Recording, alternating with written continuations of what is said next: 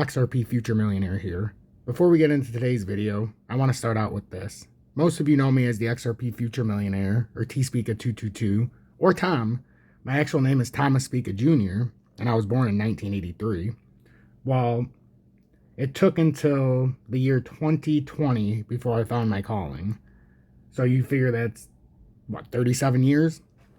So my point is I get a lot of people that talk to me, and they say, I wish I didn't have to go into my job. I wish I didn't have to do. I was the same way. Everybody tells me, how can you do all this work? How can you not take a day off for a year straight doing this YouTube? How can you run so many channels and do so many different things and do classes and do what you do? Because I love it. I fucking love it. I haven't worked a day in a year. I'm exhausted. I'm fatigued. My mind goes numb sometimes. But I'm in the fourth dimension. I understand micro versus macro living and economics. So I haven't done any work, guys, in a year. This is everything I love. And I know a lot of you have been with me for the whole year, and you're not getting paid to do this. You just love the charts. You have a passion for it. Maybe there's a way to turn that passion into a career. It doesn't just happen. You have to take the step. This wasn't easy. It was a long journey. And looking back on it, I don't really think that I should be as far ahead as I am right now. In just a little bit under a year. But the dedication, the time, the integrity, it all pays off. Everybody can speak the words. It's different when you prove it day after day after day, no matter the scenario, no matter the day, no matter the holidays, no matter the personal sorrow or the disdain you might have for the world, you continue to work on your craft. And you know what? Day after day, one person, then 10, then 100, then 1,000, then 2,500, then 5,000. Now we're almost up to 8,500 subscribers. And just like the army, we're up to 266 people. In my Dogecoin and U Army, we're up to 34 people. So you're talking, we've got almost 300 people between the armies. And it's something I never thought would be possible in a year. The whole point of this, before we go into today's video, you don't have to be stuck. You just have to have a purpose. You have to believe, and you have to work at your craft. You don't have to be stuck in the same job for your whole life. You don't have to only have the one main ideal. The problem with today's society is all we do is we focus on we have to do the same thing for 40 years, then retire, and yada, yada, yada. That is so untrue. That's the micro view. Open up to the macro and experience life for what it really is. You don't have to be in the rat race. You just have to find what you love. If you find what you love, you will never work a day in your life. So cliche, but so true. Look no farther than Tom, the XRP Future Millionaire, aka Thomas Speaka Jr.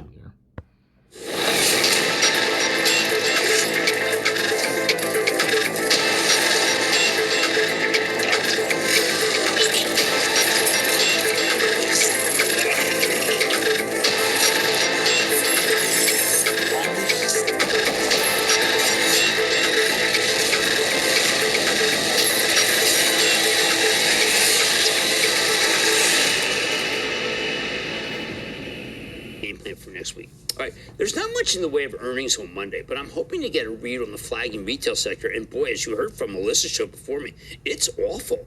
And we got Dave and Buster's. They're part of the close. They're both restaurant stocks and retailers, and those two have become pariahs in this market. Some people seem to think that high inflation is destroying these two cohorts. I don't know. Hey, maybe Dave and Buster's tell us. They have a very smart management. Let's see what they have to say. Tuesday's packed with companies that could rock and roll the market. In the morning, we get results from McCormick, the spice company, and I think this inventive company will deliver an excellent number and surprise once again. We keep hearing that the hybrid workforce is here to stay. Well, you know what that means? It means people continue to cook at home. McCormick's been as dependable as they come since the pandemic got rolling, and I bet this time will be no different. After the close, we hear from two companies that stand at the crossroads of this market, and they're Micron and Lululemon. Micron, the commodity chip maker, has seen its stock plunge from 98 in January to 78 today. I think it can tell a good story, a story about demand coupled with not enough new supply to upset the apple cart of pricing. To me, Micron, not Intel, is the real hero of American semiconductor manufacturing. So if you're looking for a play on domestic chip production, have at it. It's going to be Micron. got my blessing to buy. As for Lulu, well, apparel has been in the crosshairs of the sellers, even as most of these companies are holding up pretty well. Lulu is a best-of-breed operator, yet sellers keep surfacing every time the stock lifts. Maybe they can stem the selling with this conference call. It's been its own private bear market. I want to know how Mirror is doing. That's their smart home gym device that my daughter loves so much. Also, after the close, speaking of bear markets, we have got results from PVH. That's the parent of Calvin Klein and Tommy Hilfiger, which is being clobbered by the soaring price of cotton. Every commodity seems scarce these days, especially the ones that go into apparel. I'm not looking for a big quarter, but nobody else is either. So PVH stock hasn't done much in ages. Don't miss a second of Mad Money. Good morning, 10:25 a.m. Eastern Standard Time on the East Coast in the United States of America. I'm XRP Future Millionaire, and I reside in the great state of Michigan, even though it's snowing today. And you're probably like, what the hell were we watching Jim Cramer and Kramer in some of the stock market? It's just a look if you're interested in some of the overall market and how earnings are going to be affected. It's a very bearish look on a lot of these industries, and I wanted you to see a few different ones. And I thought he made an interesting reference to how cotton prices and how commodities are very scarce. That's something he slipped in there very quietly. So, okay. So we're looking at the total crypto market cap. We've made a W reversal here, and now we're back testing. This is really bullish. And if not anything, we should come up and retest the 2 trillion as long as we hold this. And I would honestly move this back, because we have this W reversal. Now you've got the center of the W. That would be the true support. We've got what looks like a weird bull flag here in the 30. So if you take it out into the 4-hourly, we're correcting because of the RSI and everything. We had to. And now we're coming back. And what most people don't acknowledge is when you're on a run, the RSI... Hold on, let me get this farther down so you can see. The RSI oftentimes will come back right in this area before it comes back into the neutral area, because this shows that we're still on a run. And look, we're creating a W reversal on the RSI, it looks like, in the 4-hourly. Right at the top, stochastic is trying to come back through and make a bullish divergence, which would be that blue line moving through the moving average of the stochastic. And you see the W reversal on the stochastic as well with the total crypto market cap in the 4-hourly. So if I didn't know any better, I would say we had a nice little fake out. Well, I do know better. Hello, everybody. My hair's a little more slick today, see? I mean, isn't that fantastic? But kind of looks weird like that. So if I didn't know any better, I would have said yesterday was a fake out, and I did. That's why I stayed in my position. Even if we correct lower, I'm not selling until we have the push and blast out. Because before we have a week down, we're not going to be able to crash hard with that weekly stochastic being like that. We had a bullish divergence on the stochastic. And the RSI, we're trying to come back around. Here, let me pull this back up, because it does look different when you bring this up. So we had a bullish divergence in the stochastic as well. We created W reversals on both, slightly inclined, which is the apple and diamond bottom. So if this pushes back up, we have a nice little bull rally we're going to have. And it takes a little bit longer for the weekly to get exhausted. And these, I'm telling you, these are starting to line up. Even in the daily, we're trying to alleviate pressure, and we came back through, and we're trying to hold a divergence here.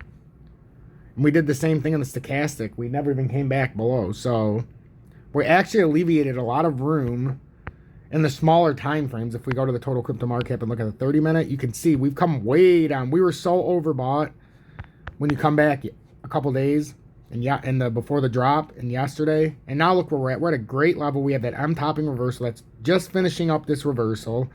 You got the stochastic in the 30 minutes that went from overbought to oversold. So these are starting to have bullish reversals here in the short term, in my opinion. I've not come off of this. I've been the most steady, accurate, and most to the point updates the last few days when people are panicking and selling and doing all of this. I've told you the setup. I've told you what I think. And I even told you if it did go under my buy-in, I would be more than willing to buy.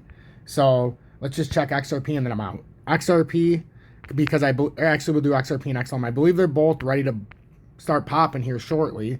XRP is just retesting the bottom of this wedge that's formed out of here. I have a bull flag that you can see. It's just a extended bull. It's a weird one. We have an extended bull flag that kind of went sideways to fool people on XRP. But I'm telling you, this should come up to 91 or $1.10 in my opinion. My opinion, I could be completely wrong. But I think even if we got rejected, 91 cents is in the cards. The daily RSI and stochastic are a little on the high side. The weekly is, we crossed the bullish divergence, but we have a straight up on stochastic. We have a W reversal that can pull up, but it's not in as good of shape as some of the other ones, but still in a nice position to push up. We came down to the bottom of this small symmetrical. We broke out of the one above it, and now we're retesting it. This is very bullish. This is what we wanted to do, and until this breaks out, eventually we'll get to the top side, and I think the breakout's going to go to 91 initially. So that's what we're looking at.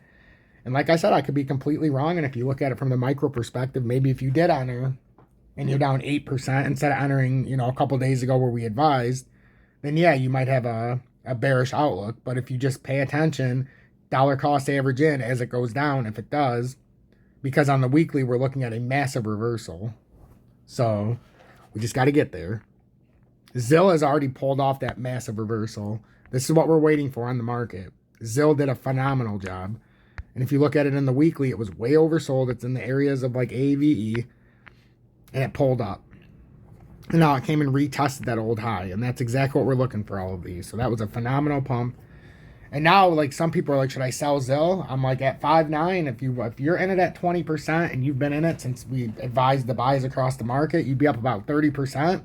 Hell yeah, I would take that and dump in if your favorite is XRP. You better fucking believe it. Or if your favorite's XLM or whatever your favorite is that hasn't made that pump, you better believe I'd be flipping into there. Even though I think ZIL has a lot of room, if I was a bigger fan of XRP, I wouldn't sit there. XRP hasn't had its run and it's been consolidating for fucking days. So this is where, in weeks, we're talking about like a 7-week consolidation. So this is where you would have to make an educated decision here. Because now when you look at ZIL in the weekly, it still looks like it's in better shape than XRP. That's the thing. So I'm not saying sell that this runs over. I'm saying if you're looking to get into a position you want, then you obviously have to make an educated and informed decision if you want to stay in ZIL. Me personally, I don't think we're done across the market. I think ZIL is just showing us what's to come. And it's painfully ahead. HBAR, they all look like on the reverse on the weekly. And like I said, HBAR is 1 week behind AAV, which is why I took AAV and the difference in the buy-in.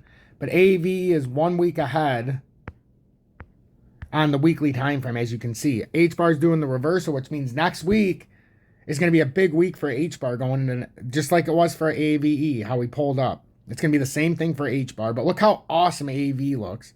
Stochastic, barely over the oversold. Created bullish divergence in them both, stochastic and the RSI. RSI is in a great spot for a big run. And there's always chances for pull downs in the weekly, but we have 1 day and 10 hours to where I expect a run to start pushing up here. I anticipate it. If it doesn't happen by Sunday, it doesn't happen, but I anticipate it, by the futures open. It could even happen after the futures open, but I anticipate shortly each of these to one by one, maybe not all of them, but they're going to start to set off in a familiar way as ZIL. Bitcoin's doing this to throw people off. In the weekly, we already have a bullish candle, a weekly engulfing. It's not changing. It already made its point. It has no sell pressure lower. We had that chance the whole week, and it could never bust down, even though it should have. I think, like I said, the catalyst to all of this is Luna, the decentralized Luna. They're buying 10 billion in Bitcoin, and they only bought 975 million as of when I bought my position. So every time it should go down, I'll guarantee you Luna's scooping this up. They said they're buying $10 billion worth, and it's for something that they're doing. So you're going to have to look that up to verify, but that's what's going on with Luna. And then XLM, and I'm going to let you go.